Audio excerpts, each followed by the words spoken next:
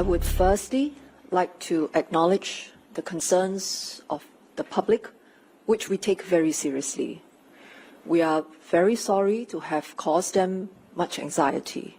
Of what the full NRIC number is using simple algorithms, and especially if you also know the person's year of birth, this process is not at all difficult. We therefore had to change the status quo to move away from the NRIC number as an authenticator and from using masked NRIC numbers for that false sense of security. So that was what we needed to do. In particular, MDDI had issued a circular for government agencies to cease any planned use of masked NRIC numbers in new business processes and services. Unfortunately, there was a lapse of coordination between the staff on how this was to be implemented. ACRA then proceeded on the misunderstanding that it should unmask NRIC numbers in the new Bizfile portal. This was a mistake on ACRA's part, and I apologize for this. Our oversight has caused anxiety and confusion to the public. As the owner of the Bizfile portal, ACRA should have been more mindful that many Singaporeans have long treated their NRIC numbers as private and confidential information and would not want to have their full NRIC numbers searchable on the new portal. Welcome to Political Speaking. I'm Terry Shi, and today we're going to dive into the latest controversy shaking Singapore, the unmasking of the NRC numbers on ACRA's Bizfile. So, as you have just heard from the government officials, they explained how the lapse occurred and offered their apologies over the whole saga. But let's take a step back and then lay out how all this thing unfolded. Here's a quick timeline to set the stage for our discussion. So on 9th of December 2024, ACRA launched its new Bizfile portal where full NRC numbers were now being displayed in the public searches. Now, previously, only masked NRC numbers showed the last 3 numerical digits and alphabet were visible. But fast forward to 12th December, former Straits Times editor Berta Hansen highlighted her shock at this development in a Facebook post, bringing the issue to the public spotlight and sparking widespread concern. So the next day, ACRA and MDDI, Ministry of Digital Development and Information, commonly known as basically MDDI, released statements defending the decision. They argued that masked NRC numbers created what they called as a false sense of security. So by 14th of December, which is the next day, Personal Data Commission or PDPC weighed in supporting the MDDI's position. They stated that NRC numbers were unsuitable for authentication purposes and not considered secret. Now, here's where things get a bit interesting. So around the same time, PDPC's advisory guidelines on NRC, which was introduced in 2018, had been quietly removed from its website. So there was no explanation or acknowledgement as to why they were removed. But then the guidelines reappeared online on 14 December alongside the PDPC's statement, but with some added comments. But despite all these efforts by the government authorities to clarify the situation, public backlash only grew louder as Singaporeans expressed outrage over the privacy risks and the lack of consultation over how the NRIC numbers were being shared publicly. So finally, a week later, on 19 December, after all this mounting criticism by the public, a press conference was held where MDDI Minister Josephine Teo, Second Minister for Finance Indrani Raja, and ACRA's Chief Executive Chia Ting Hui Min stepped forward to address the public. So they apologized for the anxiety caused to the general public and then attributed to the incident to what they described as a miscommunication.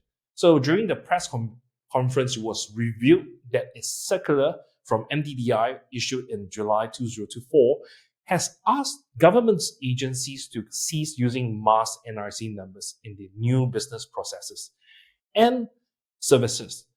Ms. Chia Ting explained that communication between the two agencies, meaning ACRA and MDDR, regarding this circular was unclear. As a result, ACRA assumed that the directive applied to the new Bizfile platform.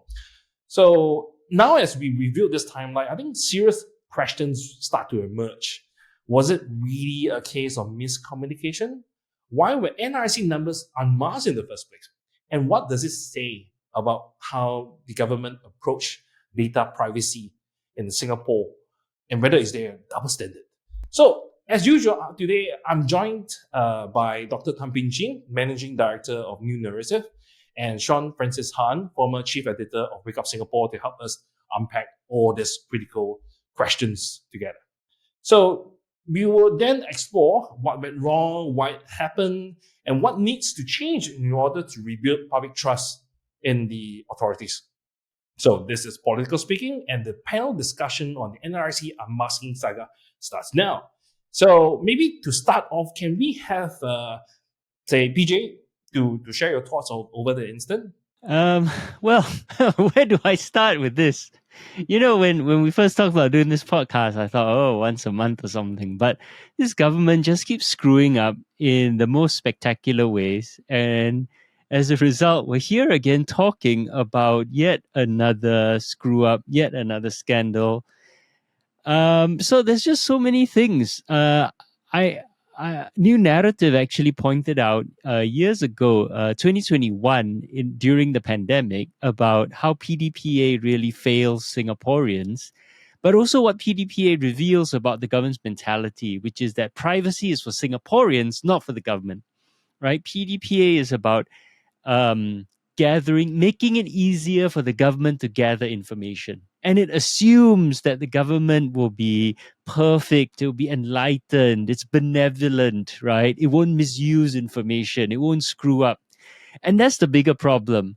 So it's not just about, the law, right? And whether unmask, mask ICs, or the privacy of information. It's the fundamental assumption that the PAP government always assumes that it cannot go wrong, that if it does go wrong, it's a one-off, an exception, right? And that it is benevolent and it knows what to do and it knows how to use our information properly. And over the years, we've seen, trace together, right? The abuse of the trace together information. Now we have this IC issue. What next, right? They've abused, remember there was all those leaks about healthcare. Who has HIV? Who has sexually transmitted diseases? We can't trust this government with our information. And who is going to protect us from the government?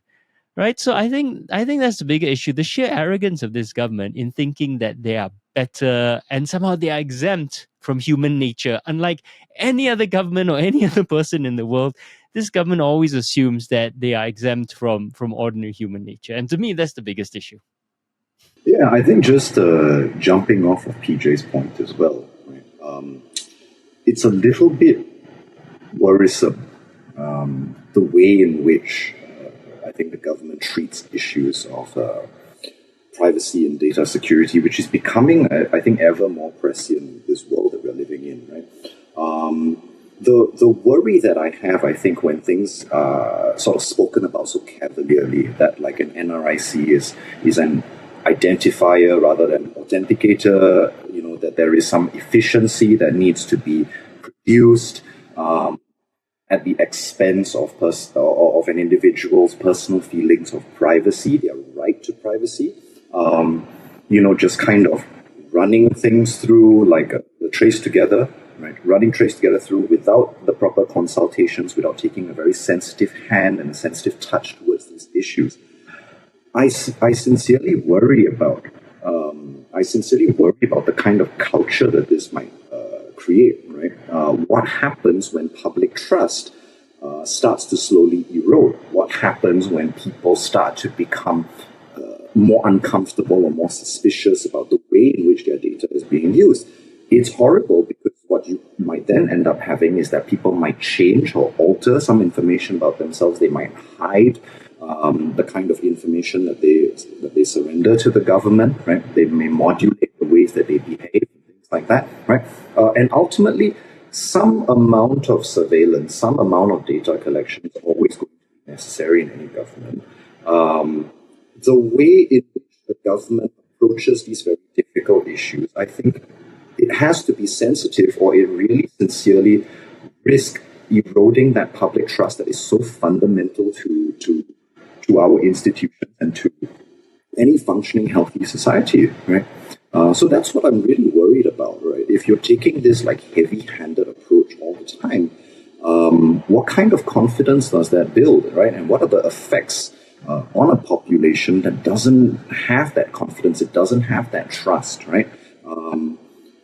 Even if nothing happens, right? Like let's say the SingHealth data leak never happens again, right? We become like the world's leader in cybersecurity or whatnot. Is that a good life for everybody to constantly feel stressed? I don't know what data about me is out there. I don't know what might happen. My NRIC is out there for people to do God knows what. I mean, it's just not a nice. It's not a nice way to live. It's not a nice. It's just not a nice way to be a citizen in a country, right? Yeah. So that's what I'm really worried about. Maybe let's break the discussion points actually finer. So maybe we just go into the crux of the whole issue. Or let's say crux, the whole bugbear of the labs by ACRA is whether or not NRIC numbers are considered sensitive. Because over the past couple of days, you have the mainstream media, Singapore mainstream media, quoting academics, quoting lawyers, where they chime in seemingly majority aligning with the ministry's position, in which NRC is actually not really considered secret, and that nothing much will come up from the NRC numbers being known. But the public's opinion on this really widely differed from what the academics are actually saying, because to them, they feel that the NRC numbers are indeed sensitive as what they have been told over the years. So, to the panelists, meaning PJ and Francis, what's your thought over whether or not NRC numbers are considered sensitive? I mean, when PDPA was passed in 2018, we were told it was sensitive, right? We've been lectured at for years that it's sensitive. So why is it suddenly not sensitive? I don't, I don't know if what the government and academics are saying is accurate. Maybe it's a bit of both, a bit of column A, column B. Maybe it is somewhat sensitive, but there are other things that can be done.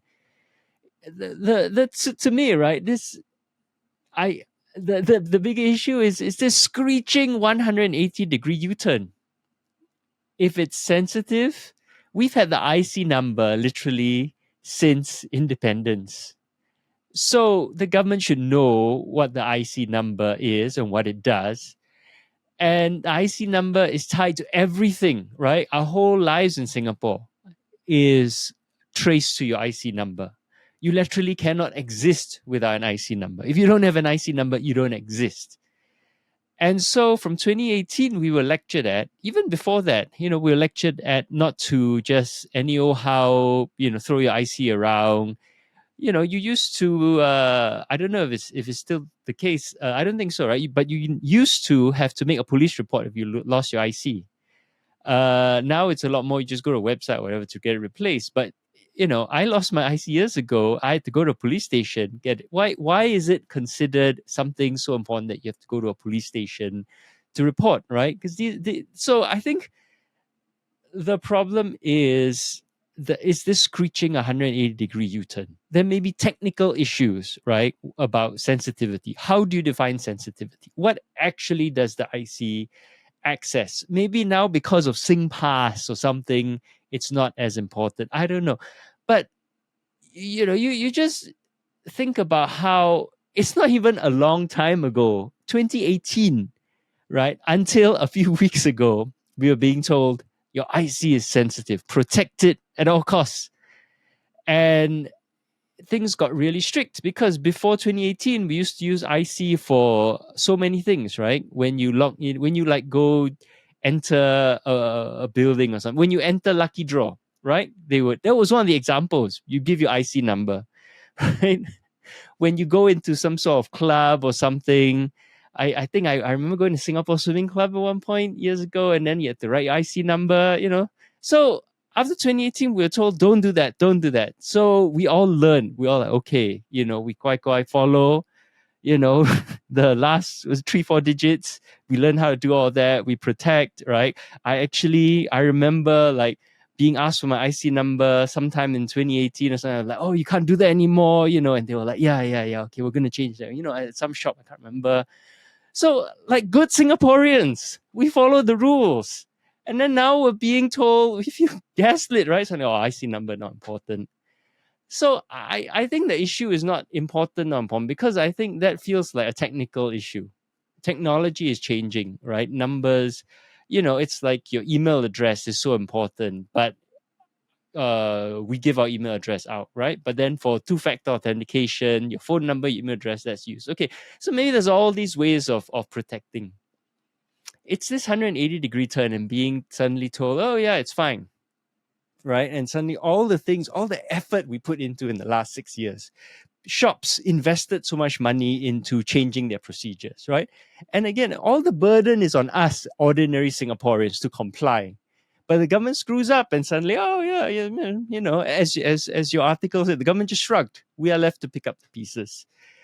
So I don't think it's within our ability to definitively say sensitive, not sensitive. But I don't think that's the right issue. The right issue is government accountability. The right issue is, as Shaw says, government trust, right? Government transparency of communication. These are the important issues that the IC is revealing, and the government typically shifting it instead of these broader issues of trust, of accountability, of checks and balances, of stopping abuse of power and abuse of information. They're shifting it to these narrow technical details, sensitive, not sensitive. I was just sorry. No, I was just a reminder also, and it just popped into my head. But there used to be these little flyers that I'd see downstairs, on my blog, right, about to beware of scam calls or scam messages. Don't give out your NRIC. If you're gonna give out your NRIC, it has to be from a link with this specific format, right? So it's kind of odd, right? Sort of the U-turning right now. I've also gotten a bunch of scam calls from these like strange numbers with area codes from God knows where. One of the first things that they like to ask is for your NRIC number. So clearly there is some use that these individuals can get out of it. Before they ask for my address or my name, or they want my IC. There clearly is something that can be done with it. But yeah, I fully agree with PJ on this point here, right? Which is that sensitive or not, I think is sort of the wrong question to ask, right? Or to approach issues of privacy, I think, as this clear-cut, bureaucratic, technical issue of like there is a yes and no, right and wrong answer. It is sensitive or it isn't sensitive. Is not the right way to approach this, because we are human beings before we are data points, And as a human being, whether you're wrong or right, privacy is something very, very private. It's something very, very important. It's something that gives you that autonomy and that agency to decide how much of yourself enters into the public sphere, right? So it cannot be thought about it from this logic and this calculus of efficiency, yes or no, black and white, right? People's feelings, people's humanity, and people's rights to privacy have to be accounted for in not only the public policy that the government rolls out, but also the way in which they deal with and they speak about and communicate these very sensitive issues. I think what PJ said about this, it's not about whether it's sensitive or not. It's really how the government actually uses the NRIC in the first place. Like SingPass uses NRIC as the default user ID for everyone, and most likely, if I'm not wrong, in 2018 or is it 2021, there was a report in which it states that majority of the Singaporeans are actually still using their as in their NRIC as the default SingPass user ID. And you have the case in 2019 where Tan Kin Lian shares his NRIC publicly and then end up having lockout from the system because someone tried to lock in using his NRIC. And you have the case in which library books are still borrowed using NRIC numbers. So clearly, for the general public, right, their experience tell them that NRC is really a sensitive information in which any stranger can intrude into their life by means of knowledge of their NRIC number. And as what Francis actually pointed out, a lot of scammers would want to retrieve information about your NRC number. They will ask for NRC number, and especially if they can tie with a name. It means the name and the NRC number. And the ACRA Bizfile exactly give them both data. Is the legal name plus the NRC number. So with this tool, right, if any unsuspecting senior were to receive a call saying that I'm from this government agency and I have your details, can you double confirm this is your name, this is your NIC?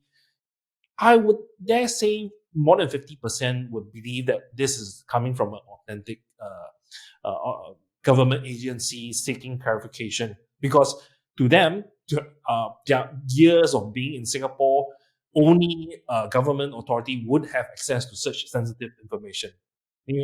It's very hard to overnight change the perception that information such as your NRC is a publicly available info.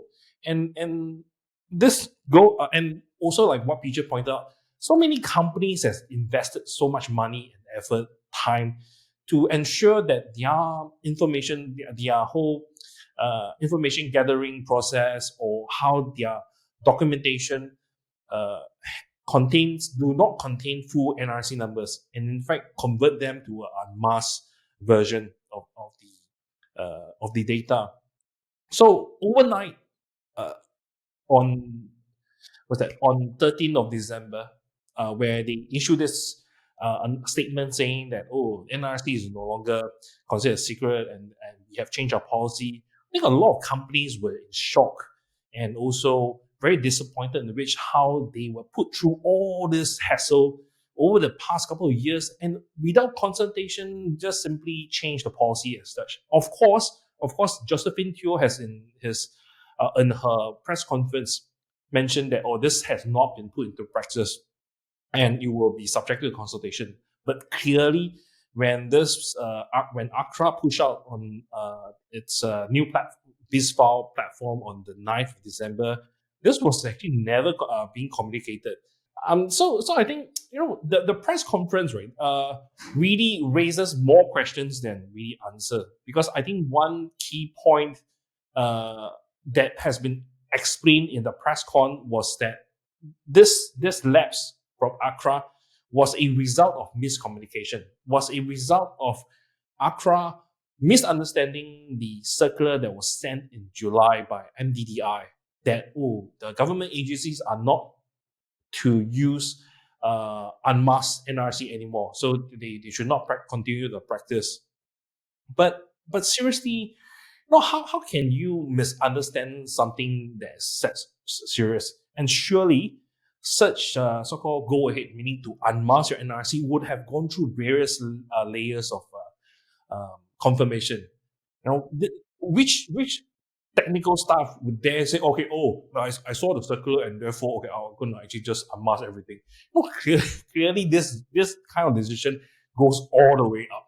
So, and in the press conference, there was no mention as to which is the executive that misunderstood, because clearly someone signed it off on, okay, let's unmask the NRC numbers on the Bizfile platform, because this is a really serious change of policy. So who was the person who gave the go ahead? Well, clearly the press con did not actually mention this. And I would say, based on the press cons, there was a clear backtracking, because as I pointed out just now, that the 13th December position taken by ACRA and Bizfile was really different from what was presented on the 19th of December, where 13th December they said that it was it applied, this change of policy applied throughout Singapore, whereas on the 19th December this policy is only applied to the public sector and not the private sector yet, until further consultation is actually conducted. So I would personally think that it was a backtracking in response to the public outcry from the Singaporeans. Yeah, I think so. I think it's more reflective, I suspect, right, of how the government uses our information internally. Because as we all know, PDPA doesn't apply to, or rather the privacy aspects of PDPA doesn't apply to the government, right? PDPA helps the government collect our information. It doesn't protect us from the government misusing our information. So I have to assume that the government just freely uses our information internally, right? Between the ministries, between all the stat boards, whatever. They just pass the information around. And the other leaks, reinforce this idea. So when this happened in Accra, I suspect it's because of this mentality and a lack of accountability and a lack of even thinking about the public. So I think that's my first point. It's like the government's whole attitude to our information, right? Is just, they can freely use it because they're the government. The second point, is to build on your point, a new narrative, right? We've been slowly trying to revamp our website. And we realize when you're dealing with all this sensitive data, it's very tricky. Because new narrative, obviously, we have names, addresses, phone numbers, emails, subscriber data, payment information, right? You have to be very careful. And a decision to unmask something isn't like just you check a box, right? Building a new platform, it has to be a deliberate decision to unmask it. It has to be a deliberate change. Unless you're telling me it was already unmasked in the back end, and then they just had a filter for when it was displayed on the front end, which is, to me, even worse because it indicates that our information is not adequately protected in the back end, and it was always just a filter when they actually displayed the IC number to just mask the first few digits. I really hope that they're actually properly masking all our information, names, addresses, everything in the back end so that no one looking in the database can just read off all this data. But somehow, I don't have a lot of confidence in this. I think like, I think, wasn't it Ministry of Health or so? Like people would just look up stuff. I can't remember the scandal now. But yeah, people would just look up information in the back end. So again, with Accra, I have to wonder, like this government, this attitude, right? And what, this new platform suggests is that there was never any real security or safety or protection or privacy in there, right? And the fact that, to come to your third point, there's no accountability. Who makes this decision? There's all this backside covering up for each other. Jom pointed out the press release from Accra has no name on it. It just says, to be attributed to MDDI spokesman. Well, who's the MDDI spokesman, right? Who do we contact for a quote? Who's actually saying these things, right? So it's all like, no accountability. And this is the broader issue with the government. When you look at any time there's a problem, there's a scandal, it's always treated as an exception rather than systemic, right? This scandal, Iswaran is an exception. Everyone else, they're actually good people. If someone makes a mistake, Tan Chuan Jin, he's actually a good person. He just made a mistake, right? Michael Palmer is a good person, just made a mistake, right? Or officials like the guy who was kicked out of Japan, right? The diplomatic official or something. It's an exception. We've punished. It's always exceptions, and yet it happens again and again that the government keeps having these lapses and problems and people misbehaving and abusing power. But every time the government acts like an exception.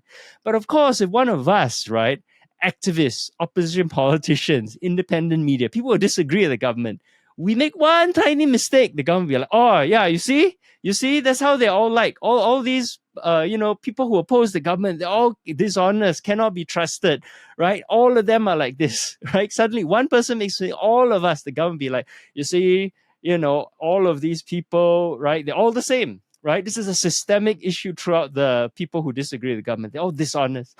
So these double standards, right, are just exhausting and so hypocritical. So I think there's just this whole problem of attitude of, and what this reveals of how government sees itself and the lack of accountability. No, other than double standards, you have also this exemption. It's not just say, okay, you have two different standards to gauge for, but you also have this thing called exemption, where, like in this case, where Accra is exempted from PDPA, meaning clearly they violated the rules of PDPA. Yet, because they are not subjected to PDPA, no one responsible or connected to this lapse will be ever held accountable. And I noticed, right, just I think in this couple of days, there are social media posts being put up saying that, why are Singaporeans asking for Josephine Teo or anyone to step down?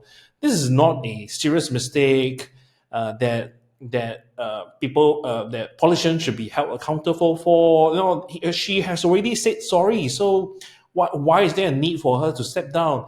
And we shouldn't be too harsh on our politician, because we already find it so hard to find new blood to the people to join politics, and by raising a bar so high, we are going to actually scare off people No, I think that the lack of accountability definitely plays a part, right, in the way in which the government and the relevant civil services carry out not only their communication but also their policy, right? Because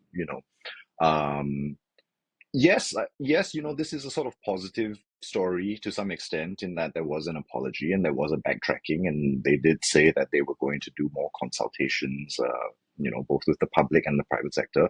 But the general lack of accountability, because, realistically, they've been handed they've always been handed an election. There is no threat to their governance whatsoever. It definitely, I think, whether consciously or subconsciously, it definitely affects the way in which they do things. Definitely affects the way in which they message, right? They communicate. Right? I, for some odd reason, actually watched the entire press conference, and I think I'm a decently intelligent person, somewhere around average perhaps, right? At least I'm a PhD student. I couldn't quite get a lot of the reasoning there, when you say things like the NRIC has to sort of be phased away because it lures us into a false sense of security. I don't quite follow that. Also, why is that bad? How am I going to misuse this false sense of security? Isn't it, even if it's not nice, isn't it nice to feel a bit secure? I didn't quite get it. I also didn't understand, and I still don't really understand why the move was made in the first place. Not entirely certain what Josephine Teo means by it's an identifier and not an authenticator. Is the SingPass the authenticator? I mean, I couldn't quite follow the logic that was being employed there, right? And if I can't follow the logic, then I'm gonna say that there's a significant number of people that can't quite follow that logic as well, and that's a severe issue, right? If you are going to do your public communications in this way, yes, props to you for apologizing. I guess that was nice. But if the communication is not going to come across and allay the fears and the doubts that people have, then it's not doing very much in the way of reinforcing public trust, right? And again, I think that the reason why this is happening is because there is a lack of accountability. What is going to happen? Who is going to hold them accountable, right? Are they genuinely going to lose votes? I mean, this is, it comes back to that whole story of why we need a strong opposition, right? Why there have to be this transparency, why there has to be checks and balances, right? Because it leads to very, very sort of not strange, but interesting effects. It leads to interesting ramifications such as this, which is, speaking in a way that makes it very obvious that nobody's going to hold you accountable. And as such, your communication comes across rather unconvincing because you know that you don't have to succeed in this task of public relations. Whether you succeed or not doesn't matter, right? You're going to win the election and this policy is going to be passed through and nothing will ever happen, right? So it just doesn't make for very good PR. That's the issue. Yeah. As what you pointed out, it's really hard to have any kind of it's very hard to understand the logic that they're trying to push to the general public about how their NRIC number is not sensitive. It lulls an individual into a false sense of security. I would say over the past couple of days, the articles that have been coming out from mainstream media and also the statements from the government authority seems to be pushing, to me, seems to be like gaslighting the population at large, trying to tell them, your decades of belief that your NRC is sensitive is wrong. Even though the government have taken the position that the NRC numbers are sensitive, but now they are telling you straight in the face that no, NRC is not sensitive, and they are not going alone. It's mainstream media, the government, the academics, the legal fraternity, everyone at large telling you no, your NRIC is not sensitive. So it somewhat resembles a situation as depicted in the 1984 novel, where people are being gaslighted to believe like 2 + 2 is equal to 5, and you're supposed to believe it. You're not supposed to doubt that 2 + 2 is equal to 5. You're supposed to believe it. Yeah, perhaps I wouldn't, maybe in trying to be a little bit charitable, I wouldn't say maybe gaslighting, right? I think a charitable point of view that I might take is that they're very out of touch. You know what I mean? Just now, you guys raised the point about how this managed to go through so many levels, right? So many rungs of hierarchy and still get passed, right? And it's something that always strikes me. But which I'm getting less and less surprised by, right? Which is that I think that the state, the PAP, and its relevant institutions, they operate on this very cold calculus of efficiency, bureaucracy. It's very, very black and white, very, very calculated, and that it's really just missing a certain human element here, right? Like I said, really, let's say that maybe for reasons unknown to me as of right now, okay, the top people in the civil service have decided that really for efficiency's sake, right, revealing the NRICs is actually the best course of action, right? Let's just say that was true. I mean, again, where is that human element, right? Where was that element of people are going to be uncomfortable with it? Doesn't matter whether it's right or wrong. People are going to be uncomfortable with it. Even if it is the best path forward, could you maybe program your communication a bit better? Ease people into it, right? Open up some level of transparency. Work with the people, right? Here, it's a disconnect in the logic here, right? So maybe not gaslighting per se, but it's just once again so remarkably out of touch. I keep coming back also to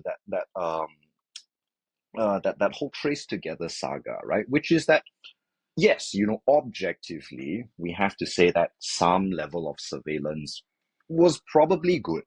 Was probably good in stemming the spread of the pandemic, stemming the spread of the virus, right? But again, how are people supposed to feel? How do human beings, everyday human beings, feel about their information being very sensitive information such as where you went to in the morning, afternoon, evening, being collected in this central authority, which we all know, that there isn't all that much accountability held up to it.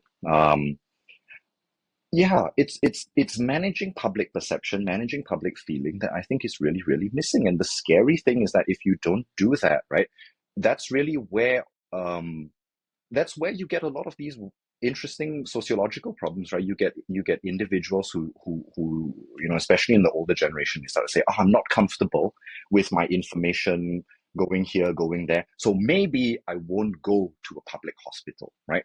Or, "Oh, the whole Sing Health thing happens, right? Maybe I won't get this thing checked out. Maybe I'll just go do some TCM, or I'll just kind of let it heal on its own." You end up with all these sorts of strange strange issues, which is just really, really bad, because we need public trust, and we need to have some level of faith in our public institutions and our government.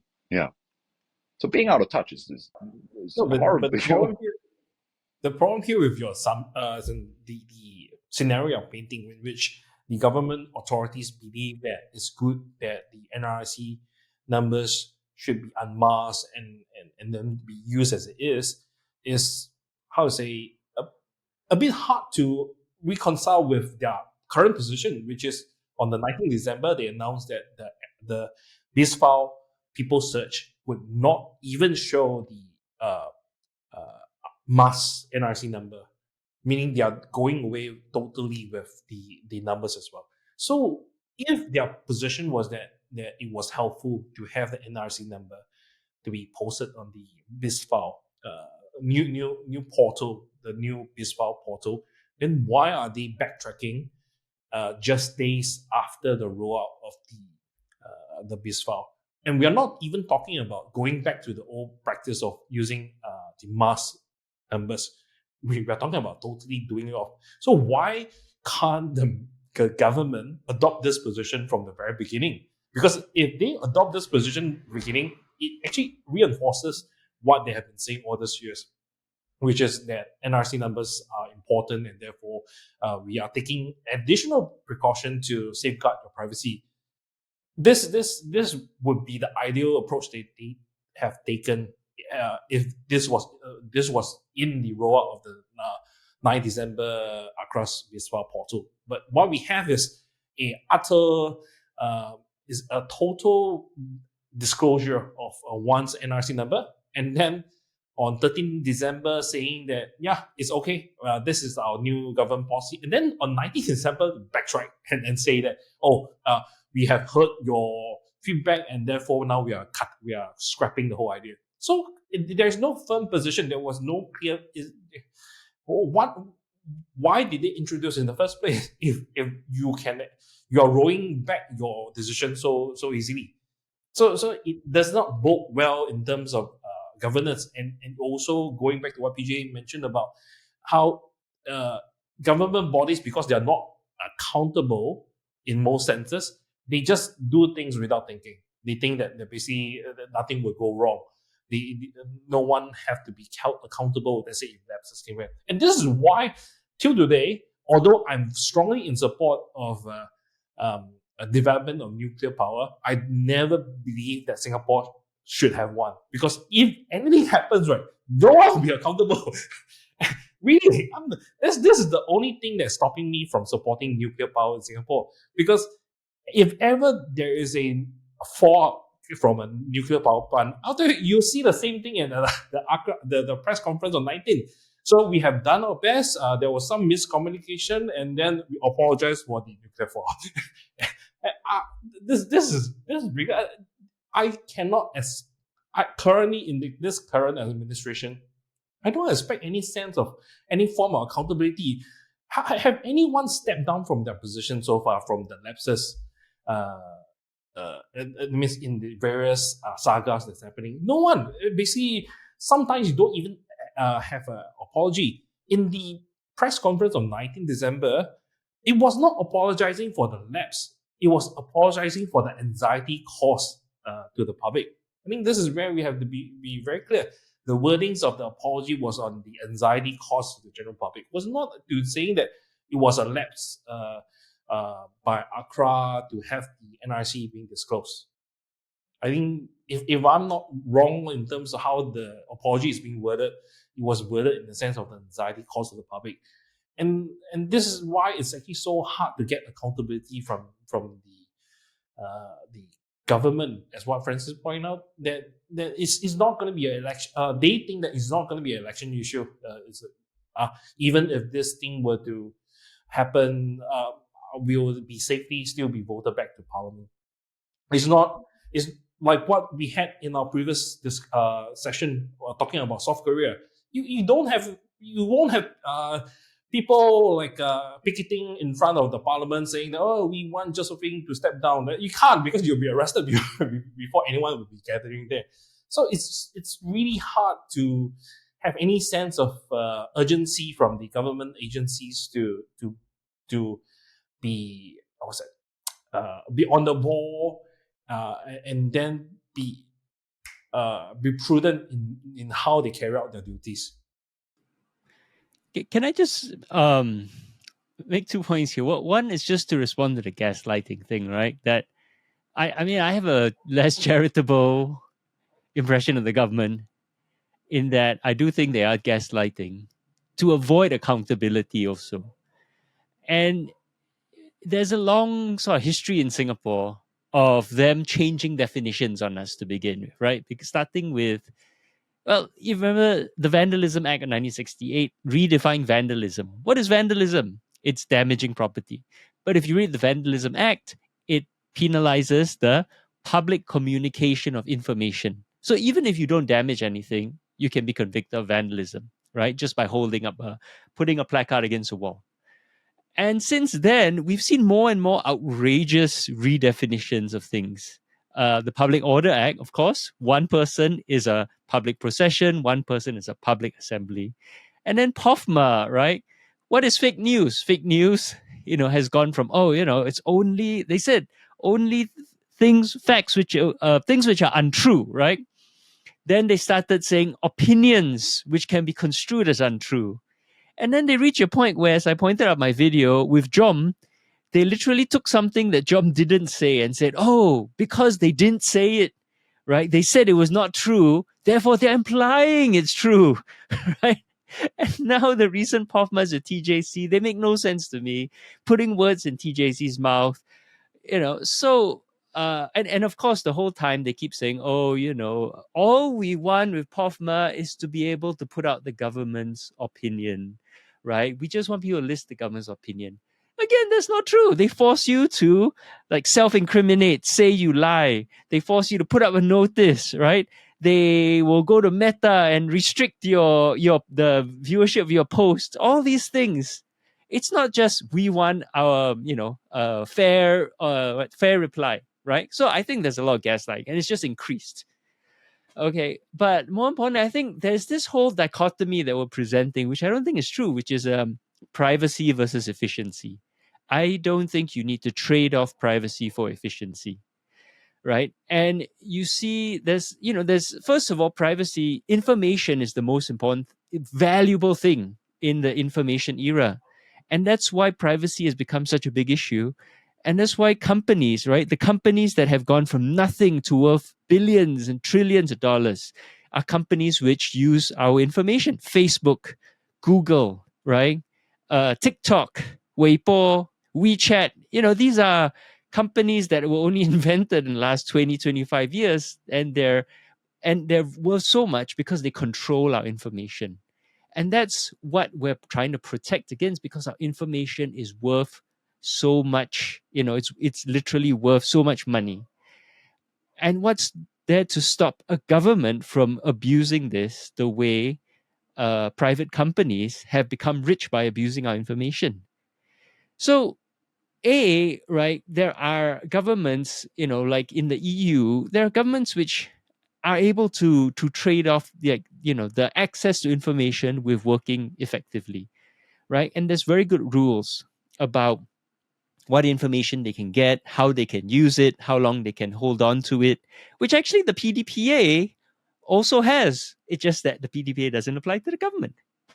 But I think a government can be efficient, even if it only has this limited amount of information, right? And what's more, there's also this question, right? Us Singaporeans, I think we've bought into the government propaganda that governments must be efficient. I think the Singapore government is too efficient at oppression, right? That's what Malaysians always say. Oh, I wish our government was as efficient as your government. And I always point out they're efficient maybe at good things, but they're also really efficient at bad things. They make bad decisions very efficiently as well. Then suddenly they have to backtrack. They have to throw even more money at reversing the decision, right? Remember the bus payment system, the public transport payment system, right? The government has, since 1959, the PAP has made decisions very efficiently, good decisions and bad decisions, and then thrown money at bad decisions. For example, the whole second industrial revolution, right? The whole transformation of our economy. They have, yes. So that's the bigger point I want to make, And again, as I said last time, I live in Manila. This is a place with extremely inefficient government. And you know what? I like it because I don't have to worry about the government coming after me, abusing my information, breaking down my door, gaslighting me, right? All the bad things the Singapore government does, I don't have to worry about that here. Okay, so maybe all the good things are not quite as efficient, but I have peace of mind that they're not abusing my information, that they're not going to make my life a living hell, that there's not going to be a front page campaign in the national newspaper calling me a liar, that there's not going to be a parliamentary hearing about my academic work, right? So, do we really want a government that is that efficient? Think carefully about what we're saying here. So moving forward with this, what do you think that should be done, given that over between the span of 13 December, the 9th and 13 December, this couple of days, you don't know whether or not there has been malicious actors who have put up a script to scrape the Bizfile of the information. There might be already like hundreds of thousands of NRIC that has been scraped by malicious actors.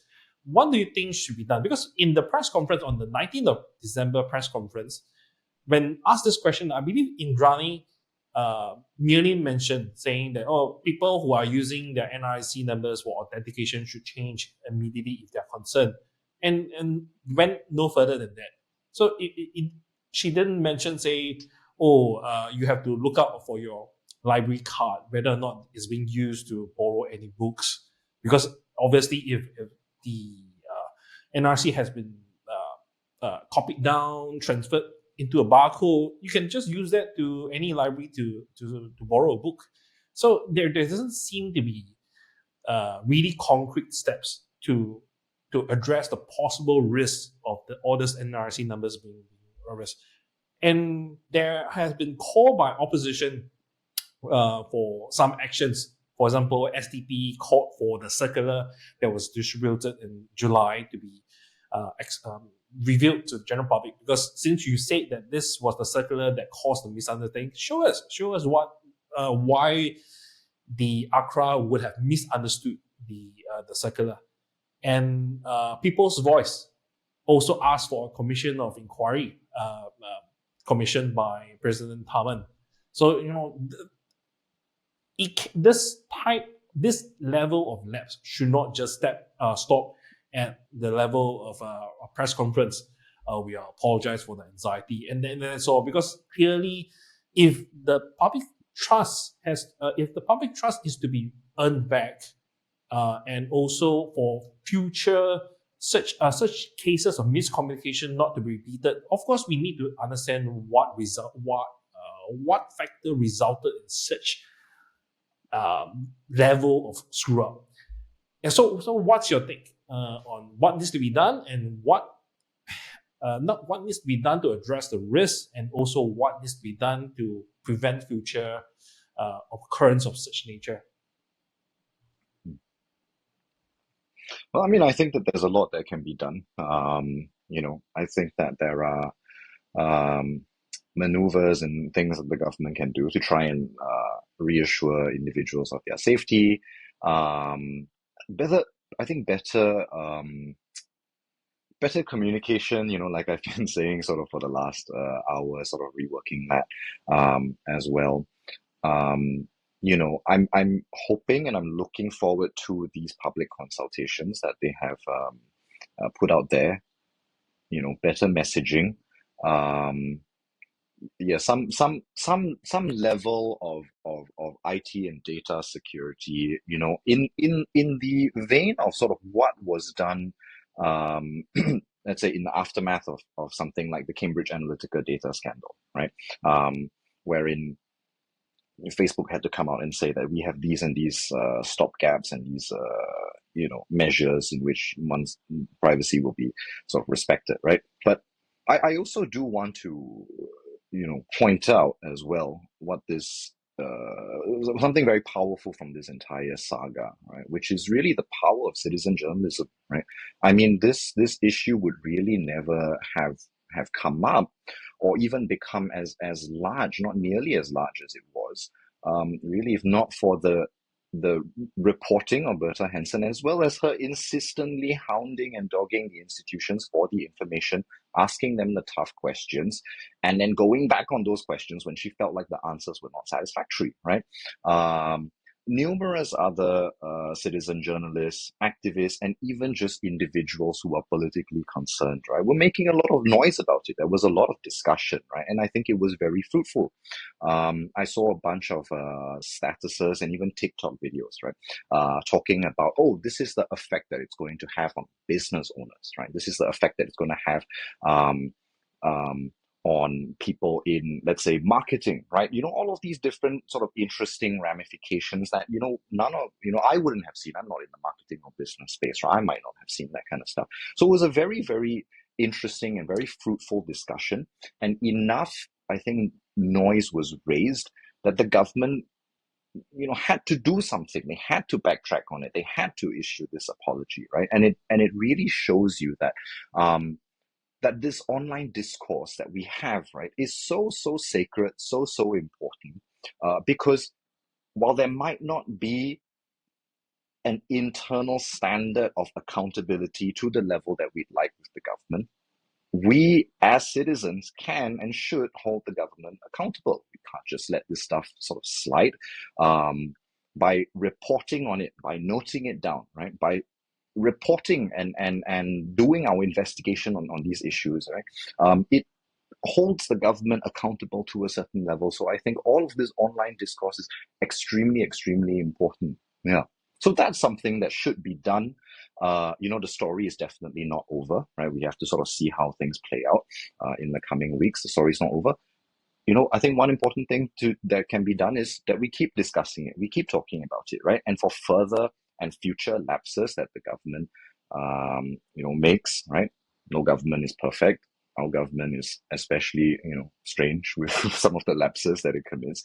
But hold them accountable. Have these discussions. Don't be afraid, I think, to go out there, and make your voice heard. It's so powerful. We've seen maybe a little bit limited, but we've kind of seen what it can do in this case. Yeah. I think with our government, right, the problem is that when they want to do something, they can do it well. It's not like the government is incompetent at everything.